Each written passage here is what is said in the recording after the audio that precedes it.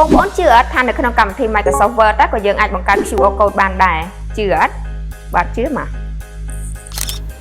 ជាដំបូងបងប្អូនចូលកម្មវិធី Word ហើយបន្ទាប់មកទៀតបងប្អូនវាជា display barcode ដាក់ឈ្មោះកណ្ដុរចំណែកខាងក្រោមនេះគឺជាព័ត៌មានដែលបងប្អូនត្រូវបំពេញឧទាហរណ៍ដូចជា company name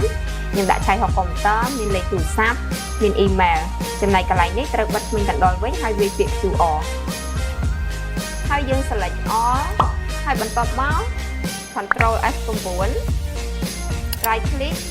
ហើយយកពាក្យ QR code ប៉ុណ្ណឹងជាការស្រេចតោះយើង scan មើលទាំងអស់គ្នា